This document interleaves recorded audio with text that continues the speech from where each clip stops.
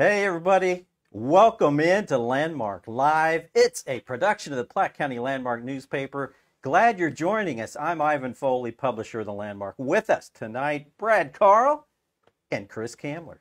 What's up, everybody? How you doing? Look at that. We got a full house of co-hosts tonight. How about that? That's great. I think that makes for a better show because I've always said if you put 1,000 monkeys in a room, one of them's going to write Shakespeare. So I think that this will increase our chances of being dead on. I was told I didn't have to write anything tonight. To be or not to be. Okay, good. Yeah, I got it. Listen, we got a special guest tonight. Big show. We're gonna have a lot of fun. And Schneider Techman, if you have our special guest on the other line, we will introduce her as she pops on screen. There she is. It's Vicki Lawrence of the Carol Burnett Show. Hi, Vicki Lawrence. Hi, guys. Hello. Thank you for joining us. We are excited to have you on the show and very excited that you're coming to Kansas City. So am I. I'm just so happy to be going anywhere, you guys. Yeah. Has COVID been rough on you? It has. It's been rough on all of us, hasn't it? Yes.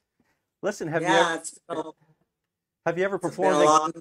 Have you ever performed in Kansas City before? Or will this be your first time?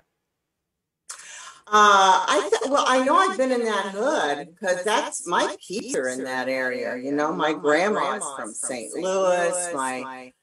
My great grandmother is from Cape Girardeau. Mama is from Raytown. So that's my hood.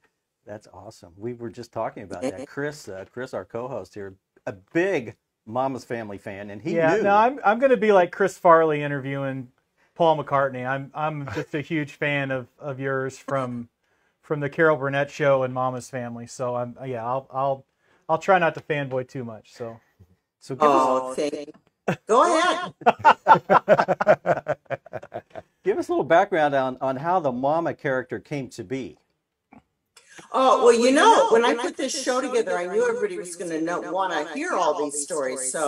And I knew everybody was dying to see Mama. So I said to my writing partner, I said, I think I'm kind of funny too. So let's just make my half of the show sort of kind of a, autobiographical, like a trip down memory lane. So I tell how I met Carol, and I tell how Mama happened, and it's just kind of fun. The older I get, the better those stories get, because showbiz is not like it used to be at all. None of the stuff that happened to me would ever happen today. So it's fun to tell those old stories, because now people really go, really? Wow. So just briefly, because I do tell the story, the character was written for Carol. It was written by two of our writers, who just wrote this beautiful homage to their dysfunctional families. They both hated their mothers. They wrote this beautiful character for Carol, who didn't want the part. So I got it. And, Harvey said for many years, he said, babe, you got the part, because the mother is the center of the family. So he said, you got the part, kid. And he was right. Why did Carol not want the part? Eunice is the part that spoke to her. I think just because of her upbringing and her family, and just it's the part that spoke to her. And I, and everybody says, oh my God, you had played the old lady, but I played many old ladies on the Carol Burnett Show, if you think about it. So, when she said to Bob Mackey, do you think we could make Vicki the old lady? And Bob said, yeah, he'd made me many old ladies. I mean, if you think about it, when she was Shirley Temple, I was the mean old school lady. And when she was Cinderella, I was the wicked witch. And it was always that way. I was always the crazy old lady. So, this was nothing new at the time, really. Now, you guys went through just sketches and just sketch and sketch and sketch and sketch. You certainly didn't envision, X number of years later, carrying Mama all the way through to, 2 television series and, now a 2-woman show, decades later. You couldn't have seen what that could have turned into, right? I didn't envision her, no, but she, she has just been so embraced as almost as a real person. You know, it's almost like like people will see me on the street and they'll say, "Where's Mama?" You know, like I should run into a phone booth and turn into her. She's just loved like she's not even me. And fortunately, she's an old lady, so I can kind of keep turning into her. The Carol Burnett Show. There's a whole channel on one of the wherevers that just shows nothing but 24/7 Carol Burnett Show, and so I fell into like a 2-day hole the other day, and I was just watching and watching and watching. I'm a huge Tim Conway fan. I'm a huge fan of all of you guys, but your role on that show was kind of the utility outfielder. So, you know, Carol was the star and Tim was kind of the butt of the jokes, and Harmy Korman was the straight man. You really did. You played young people, old people, men, women. That was something that was that how you were brought onto the show, or is that something that you just kind of enjoyed doing and found a taste for throughout your run of the show? Doing all of the different types of parts. I brought on to play her sister, her kid sister. When I tell this whole story about her bringing me on the show because I looked like her, and she thought that would be a novelty. They had envisioned a sketch at the very beginning of the Burnett Show, loosely based on her real life, where she took her kid sister to New York to raise her when she moved away to New York. And because she came from a very dysfunctional family, so she took during her first marriage, took her kid sister to New York to live with her. So they decided they were going to do this little sketch, Carol and Sis. And she thought, wouldn't it be fun to have a kid that actually looked like me? So that's kind of how, and I was just a goober. I mean, I was awful. I didn't know. I mean, Harvey said to me, "You forget stage left, stage right. You can't even find the ladies' room." So he just kind of, I think it was either teach me or kill me. He kind of, being the team player that he was, set about to train me.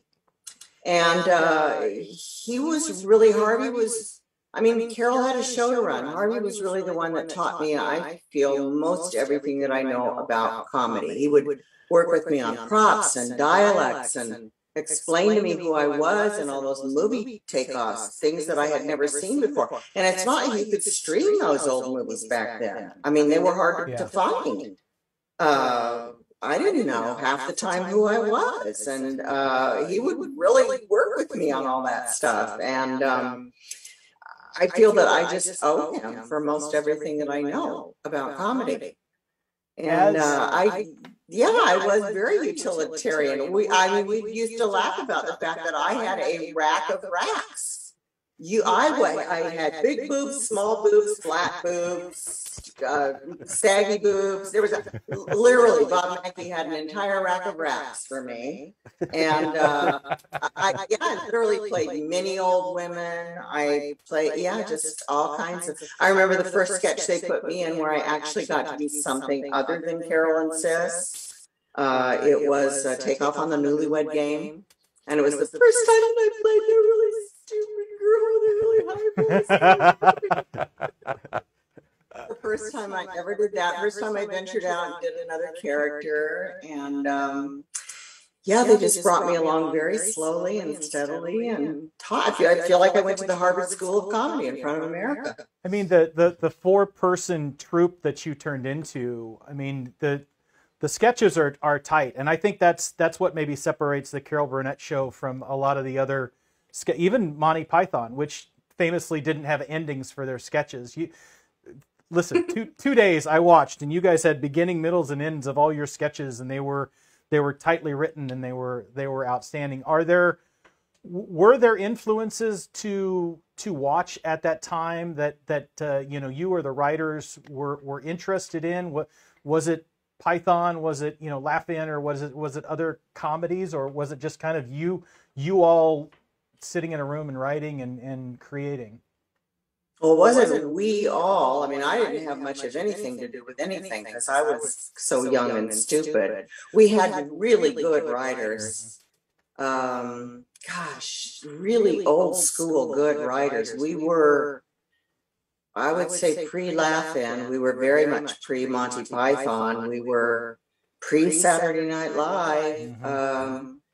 Really great old school writers. And It was, I think the other great thing is we were not topical, at all. So a lot of that stuff really still holds up.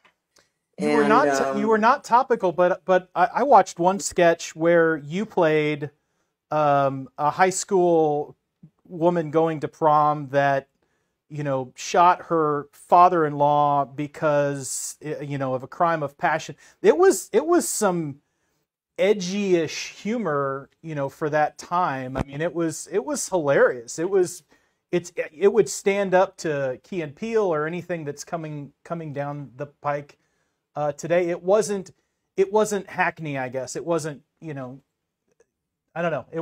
I just felt it was kind of biting and at the envelope's edge a little bit. Yeah. Okay, good.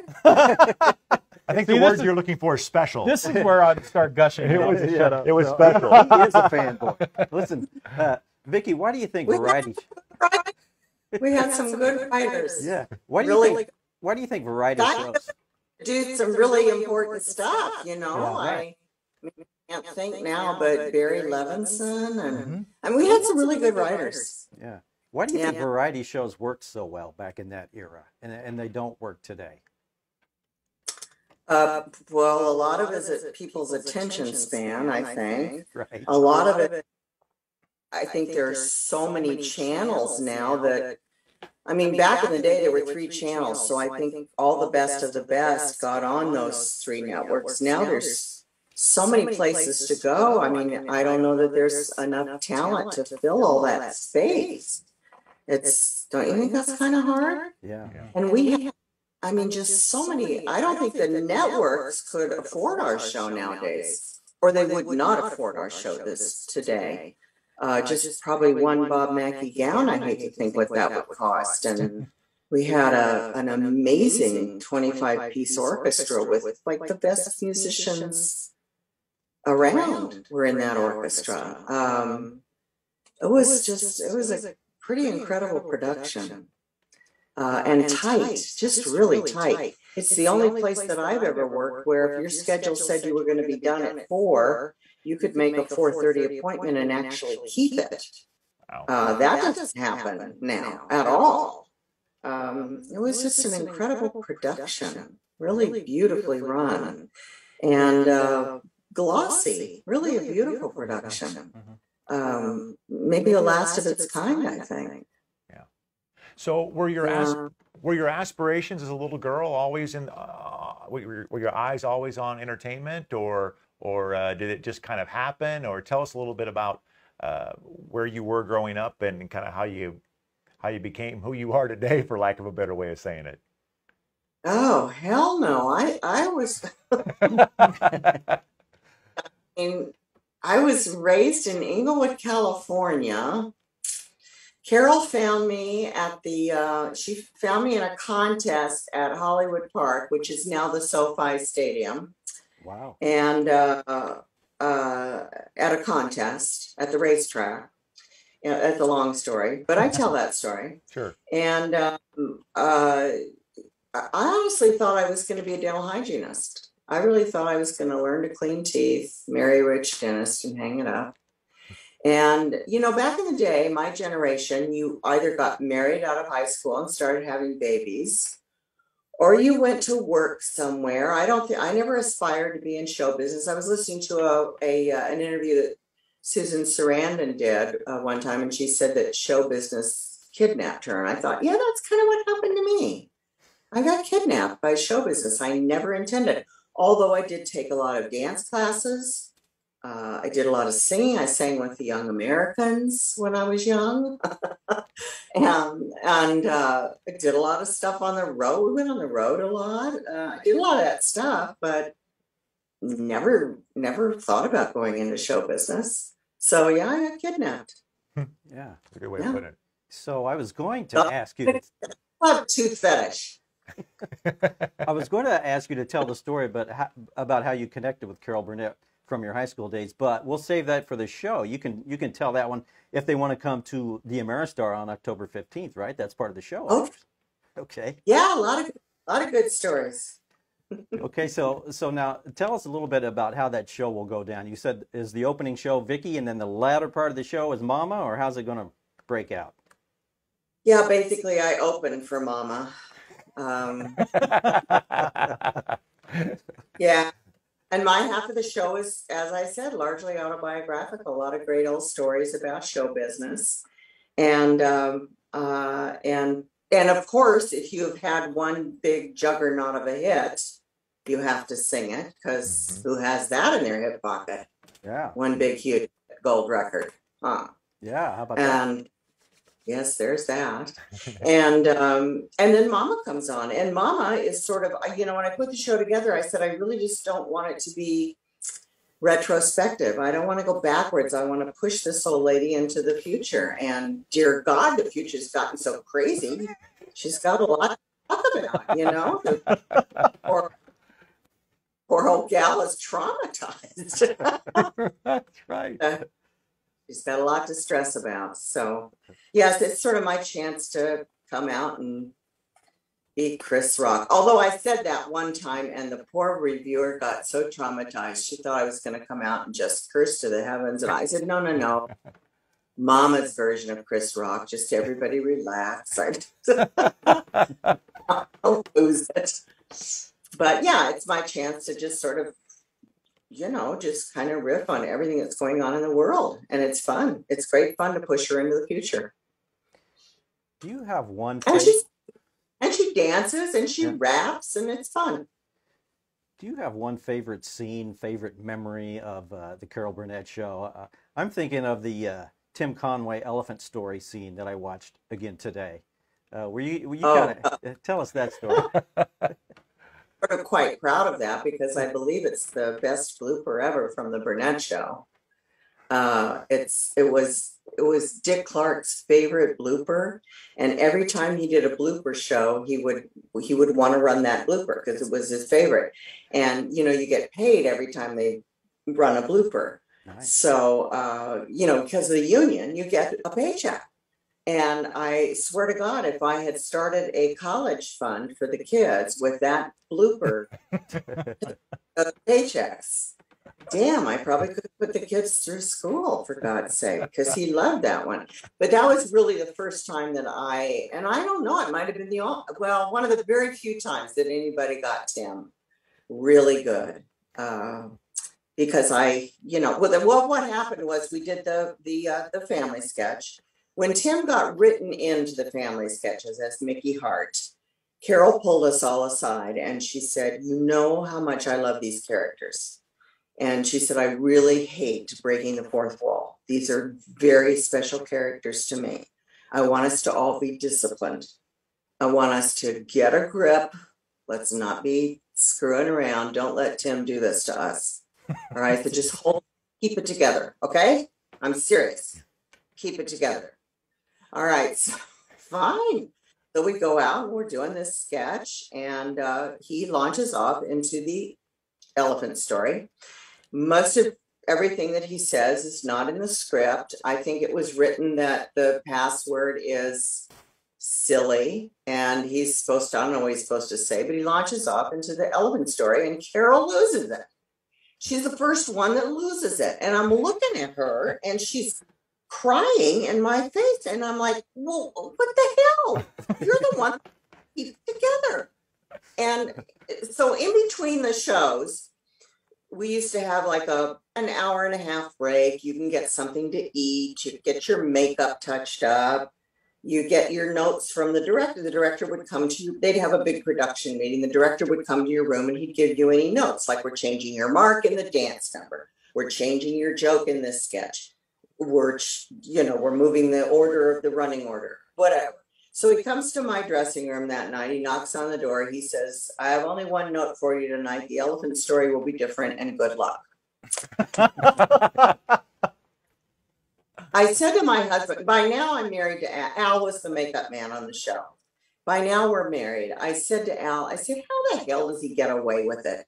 And Al looked at me, perfectly straight faced. He said, get him. And I don't know. I don't know if it's Al's fault. I don't know what. It just, I don't know. That was the night. I just went, okay, all right, here we go. And it took a lot of years for me to feel that I had earned the right to play with the grown-ups in the sandbox. Everybody says, I don't understand how Vicki ever kept a straight face all those years, because I didn't feel that I had earned the right. I felt like those people were such seasoned professionals, and I really didn't feel that I had earned that right for so many years. And it wasn't really until Mama came along that I really felt that I deserved to be able to play with them. So this particular night, I decided maybe it's really time to try to get Tim. So we go out there, we're doing a sketch, everything's going great. Carol gives us another lecture. Let's really try to get it right. And we get to the elephant story, and of course this time they're joined at the trunks, and they have the little monkey that comes out and he dances the merengue, and Carol's lost it again. She's got tears running down her face. And I just held it together, and well, you know what happened. And I got him, but good. Yeah. And it's, I think, probably the best blooper from the Carol Burnett Show. I think it is. More of a... But good. Surprised everybody. The cameraman, I got everybody, but good. I would describe it as a zinger in addition to a blooper, right? I mean, you can go ahead and you can say whatever you want on this show. So if you want to go ahead and deliver that line for us, that would be awesome. Oh, well, I said, are you sure that little asshole's finished? And of course they bleeped it, on network television. My mother called me. She said, what did you say? And I said, I said, are you sure that little asshole's finished? She said, you did not say that. Yes, I did.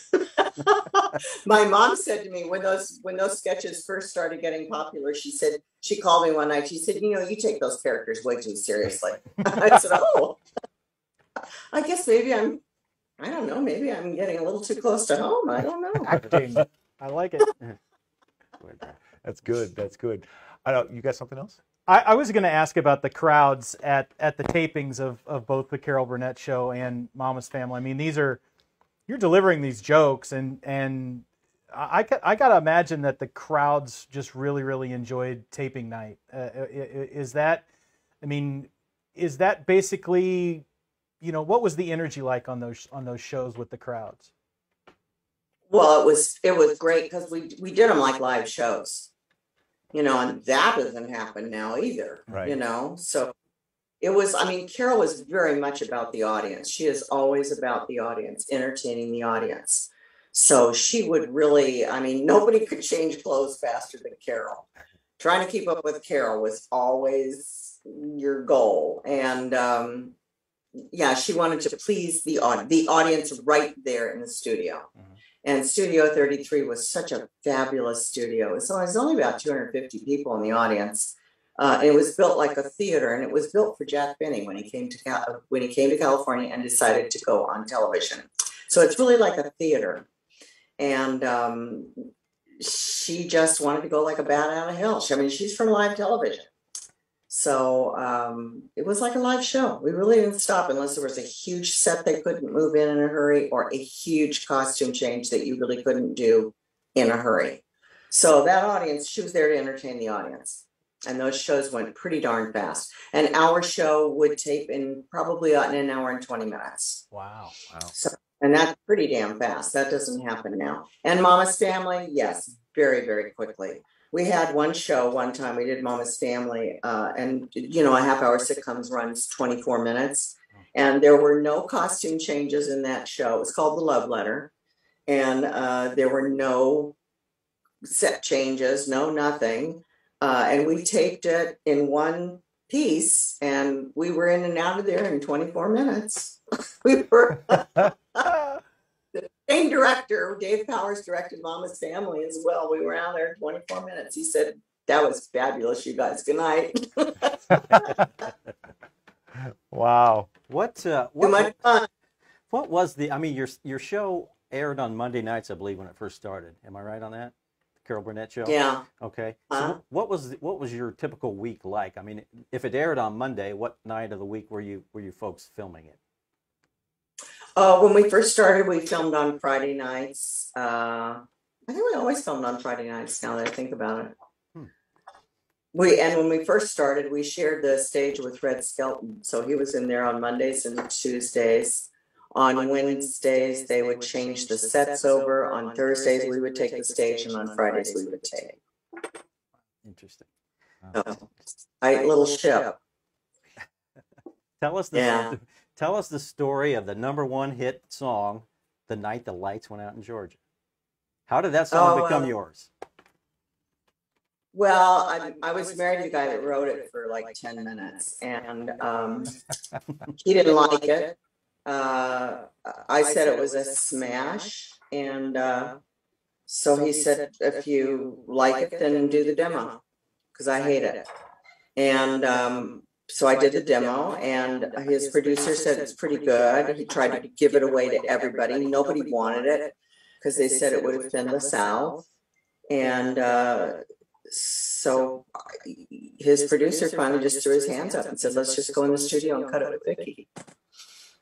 And it became a hit. Now, I will say I lobbied long and hard for the guy that arranged it. Artie Butler arranged it. And he had things on the charts at the time that I loved. Like, oh my God, what did he arrange? Feeling All Right. Copacabana, maybe. Yeah, he does that piano riff on Feeling All Right at the very beginning. And I love that. I think he did Copacabana. I don't know, I have to look now. But there were things he had on the charts that I really loved. And he was not Snuff Garrett's arranger du jour. And I didn't like Snuff's arranger so much. So I said, please, please, please. And Artie Butler did not know that I lobbied for him. And he and Snuff didn't get along. So it was only like a couple of years ago that I got in touch with Artie Butler, because he's got a website where he tells little anecdotes about every hit song that he's ever had. And he talks on The Night Lights Went Out in Georgia about how he didn't get along with Snuff, but Vicki did a nice job and blah, blah, blah. And I got in touch with him and I said, by the way, I'm the reason you did that song, and I'm the one that lobbied for you. And then when we went back in to finish the album, it's like, why don't you keep the hit team together? But Snuff went back to the arranger that he always used. And I wish we had finished the album with Artie, but we didn't. So, but by then I had a hit record.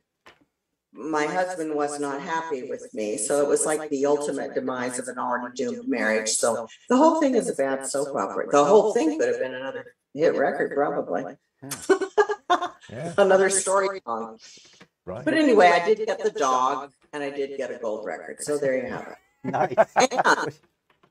And I'm a one-hit wonder. I need to put that list together of all the one-hit wonders. That would probably be an interesting list. I love it. Oh, that would be. That's true. So we've talked a lot about the Carol Burnett cast.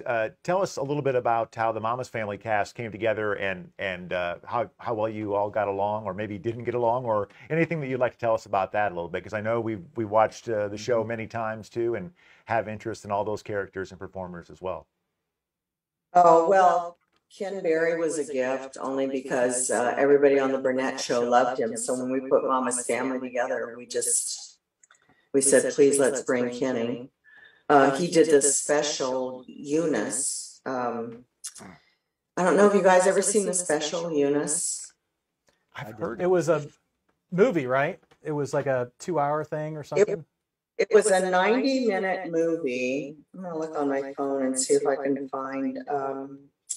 While I'm talking to you, after the Carol Burnett Show went off the air, Carol had a deal to do some specials for CBS, and what she did was she commissioned the writers of from the Burnett Show that did all the Mama's Family sketches to do a teleplay called Eunice. And what it was is it went through the whole history from when Eunice met Ed, and it went all the way through till Mama died. And we were all in Maui, And Carol came out to the pool one day, and I was face down on a chaise lounge, and she slapped this huge script in front of my face. She said, "Read this, see if you want to do it." And I said, "Well, it's really good, but Mama dies at the end." And she said, "Well, don't be selfish. Just tell me if you want to do it or not." And I said, "Yeah, I want to do it." I said, "It's not even a good death scene, though." She said, "Damn it, you want to do this or not?" And I said, "Yeah." So we did the show, Eunice. I got nominated for an Emmy. Well, first of all, it hasn't aired yet. They've got it all edited, and she invites me and Al up to her house. We're going to do a viewing and have dinner. And as we're driving up to the house, my husband says to me, and he's like, if nothing else, he is Greek. His mother is Greek. And he says to me, as any Greek crazy person would, "They're going to ask you to do this as a series, you know." And I said, "Okay, Al, whatever." Now, I'm serious. No sooner did the credits roll than they are all over me going, "You've got to do this as a series." She said, "Mama will take care of you for the rest of your life. You've got to do this as a series, Vicki. You're too good at it." And I'm just finished being pregnant. I don't want to be an old lady every week. She said, "Vicki, honest to God, you are so good at this character." I said, "What about you and Harvey?" She said, "You don't need us. We'll come and visit you if you need us to, but you don't need us. You need to do this as a series." Well, next thing you know, the thing airs, and I get nominated for an Emmy. And I'm sitting next to Harvey at the Emmys. He said, "Honey, I am so flippin' proud of you." But he said, "There is no way in hell you're winning this thing." And so here I herewith give you the nominations. I don't even know if you're going to remember these people, but it cracked me up. It still cracks me up. So this was Best Supporting Actress in a Special. Claire Bloom for Brideshead Revisited, Judy Davis for A Woman Called Golda, Rita Moreno for Portrait of a Showgirl, Vicki Lawrence for Eunice, and the winner was Penny Fuller for The Elephant Man. And that's the category. Yeah. Whatever happened to Rita Moreno? I mean, I don't know. God, who knows? Harvey said, "There's no effing way you're winning this, honey." But I'm so proud of you. I love it. Anyway. That's a great story.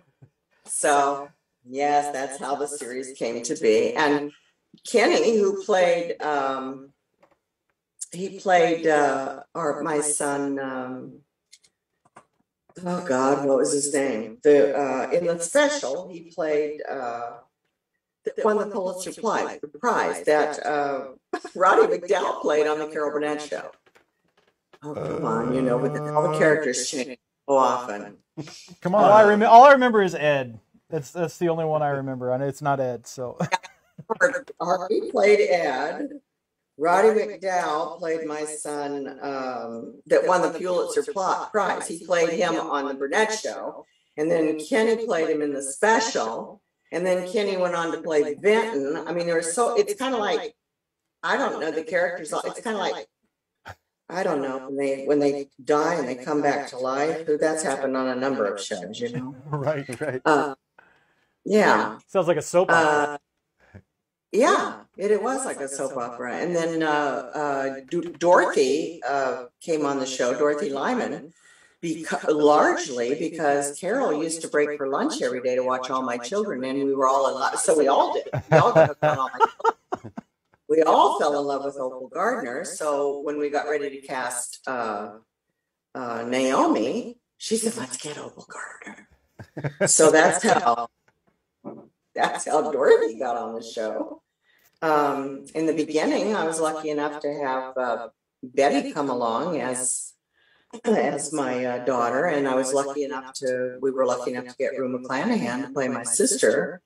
And then when we got canceled on NBC after a season and a half, I lost both those girls to the Golden Girls.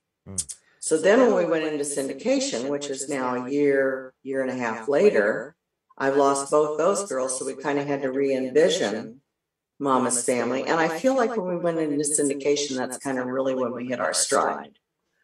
And we found We found Iola. She was just absolutely brilliant. Oh God, you guys are making my brain work so fast.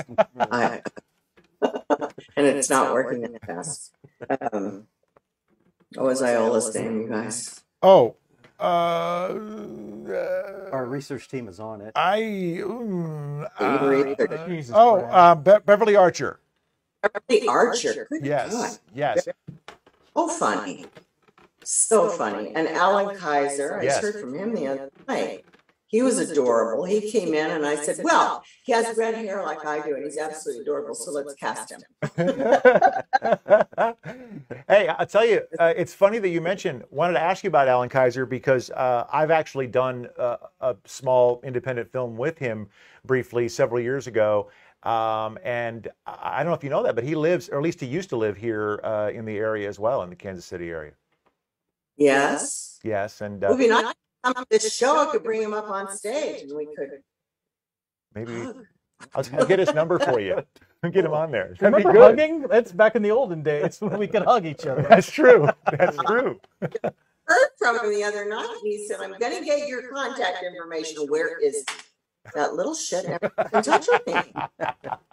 We get a tank Maybe top I'll- on him and get him on stage. There you go. We could help you line that up, apparently. Yeah. And it was a lovely cast. It was the same director from the Burnett Show. It was a large number of the people from the Burnett Show came over to Mama's Family with me. So that show ran like a top. And by the end of the run, we had it down to a 4-day work week. So, I mean, it was like getting paid for playing dress up, you know? And I feel like we could have done it for another 5 years. It ran like the Energizer Bunny. It was so fun and so simple. And because it was syndication, we had no interference from it. It was like, not like the network at all. You know, you'd send them a tape, they'd send you a check. It was so nice. No interference. It was great. It was first run syndication before there was any streaming or any streaming services.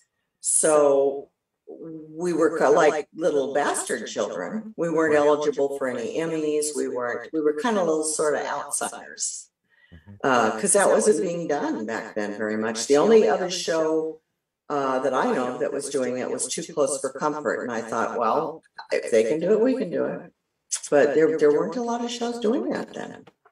I have two questions. Yes, sir. For Miss Lawrence. First question is, you mentioned in your show now that it's kind of a more how is Mama now? Does she still have an AOL email address, or is Mama on the internet, or she's not on like TikTok? She's probably on TikTok. No, she is. She has to be. Or Twitter. What's Mama's Twitter handle? She doesn't tweet. Maybe once after she eats some Mexican food, she'll.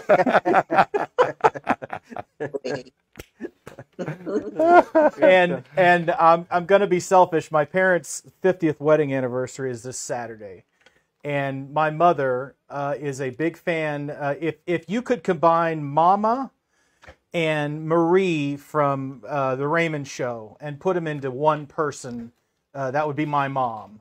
And so she would love it if you said happy 50th anniversary to her. I know that she's watching, so I will impose upon you to maybe tell her happy anniversary for 50 years for my mom and dad. As Mama? Well, as you, as anybody. I know. I was confused too, Vicki. I don't know.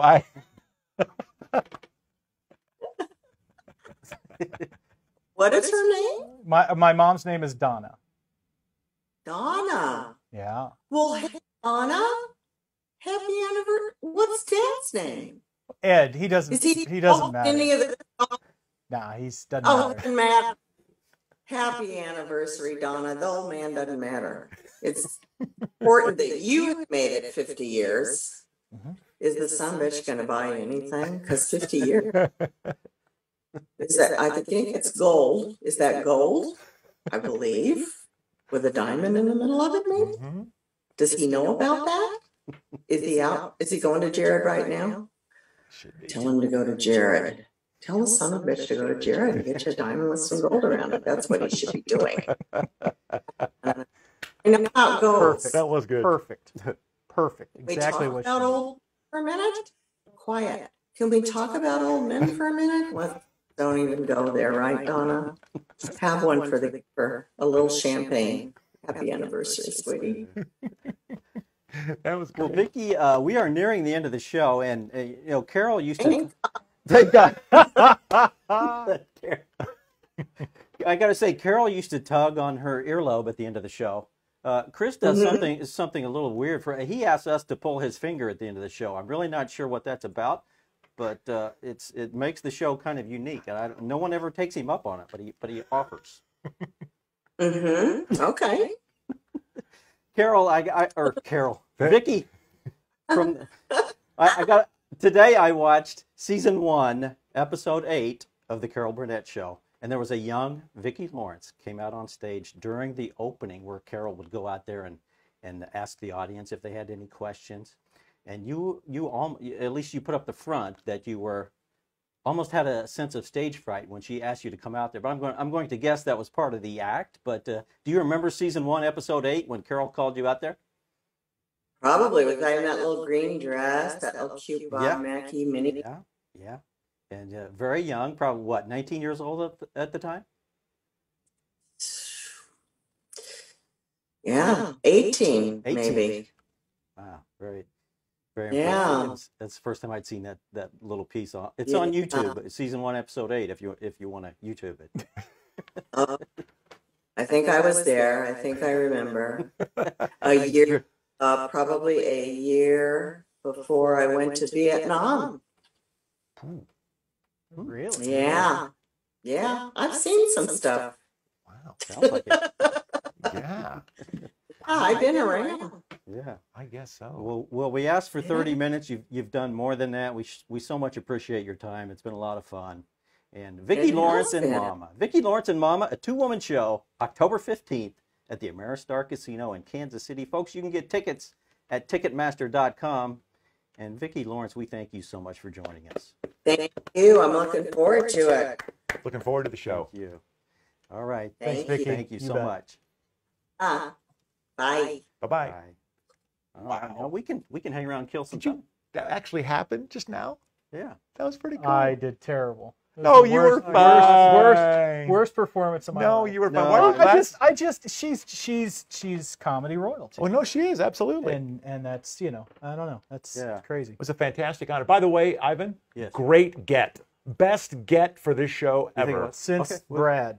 Since you had me on the last time. Yeah, we've had some good guests. We have, and no offense to the other guests, but You obviously haven't pretty seen good. this Flexi Body Babes episode. Oh, of that Land was of good. the I Lion. saw That that. was the I best watched one. 3 minutes of that episode. Well, if you watch the first 3 minutes, it was the best. That's all that, It's that's all that Chris matters. and I dressed up in workout clothing, Yeah. which it had to be fake. We dressed up in workout clothing, and we ran from the front of the landmark to the steps of the Platte County Courthouse. Oh, that was the lead-in. That's right. Yeah, I was done after that. That was bad. And it was quite impressive. Richard Simmons' we hair. both were out of breath. It was good stuff.